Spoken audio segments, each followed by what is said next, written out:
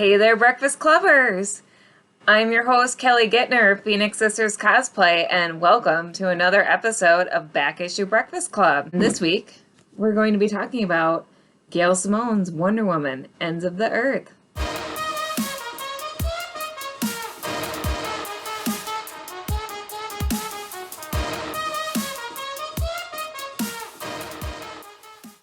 For anyone who doesn't follow comics all that closely, last week, or a few days ago actually, Wonder Woman celebrated her 80th anniversary. So happy birthday, Wonder Woman. As you've noticed, I'm a huge Wonder Woman fan. I've covered a few of my favorite Wonder Woman comics.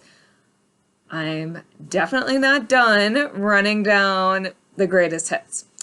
This book collects a few complete stories, so you can pick it up and not be lost, but there are a few things that I'm going to catch you up on just in case. So one thing you need to know about is this is in the post-crisis DC universe, so this Diana has never been romantically involved with Steve Trevor. So if you didn't know that, you might be a little confused because Steve Trevor and Etta Candy are married at the time of this book, and that is referenced. And at the time of this book, Diana is undercover, she has a secret identity of Diana Prince, and is working for the Department of Extra Normal Operations in the Metahumans Department. Now, she has a pair of glasses as a disguise, thank you, Clark. But she, unfortunately, is not really fooling anyone. Her boss is pretty much onto her. He's pretty sure she's an Amazon, and unfortunately, he thinks the Amazons are an enemy to the United States. And he thinks Diana is an Amazon spy sent there to destroy the U.S. And so he sends Diana's partner, Tom Tresser, to spy on her. What he doesn't know is that Diana and Tom kind of have a little thing going, and Tom already knows that Diana's Wonder Woman. Now, Tom Tresser may look familiar. He's kind of a Steve Trevor stand-in, a little bit. He does have a personality of his own, but he's very similar to Steve Trevor. So I think he's an interesting character. But after Gail's run, I don't think we ever see him again. So, spoilers. Don't get too attached. The title of this collection is the story that starts it off. The Ends of the Earth is a story where Diana teams up with a few heroes and a mysterious man with no name. One of the heroes that she teams up with is Beowulf to kill someone or something that is basically like the devil of another world. So she teams up with Beowulf in an otherworldly adventure and is wrestling with not quite feeling herself. I will spare the details on that. So for that story, Aaron Lopresti and Matt Ryan, probably not the Matt Ryan who plays John Constantine, though I didn't wiki it, do the art. And their art is stunning. As you can see from the cover, Diana goes through a few costume changes, and as a cosplayer, I'm a little surprised and disappointed that I have not seen any of these versions cosplayed. I actually really want to do the Princess Leia style Diana at some point. So it opens on this really snowy scene that's just, it's gorgeous. Just absolutely gorgeous. The whole story is really interesting. We get to see a side of Diana that we don't normally see as she wrestles with these changes and still finds a way to basically be triumphant in the end. The next story deals with Diana. Well, there's a one shot in between there that I won't give too many detail. Well, I guess I can give a few details. So it is Diana taking Tom Tresser home to meet her parent. That's all you need to know. It's a cute little story.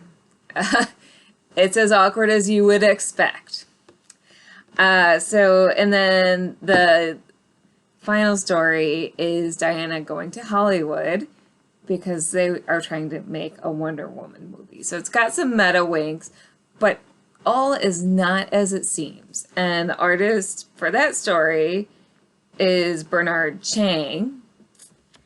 And that art is fun. So here we have the actress playing Diana going up against Hercules. And I love the nod to 70s Diana. There's a lot of nods in that Hollywoodized version of Diana to different eras of Diana that are just brilliant. So this is a really fun collection.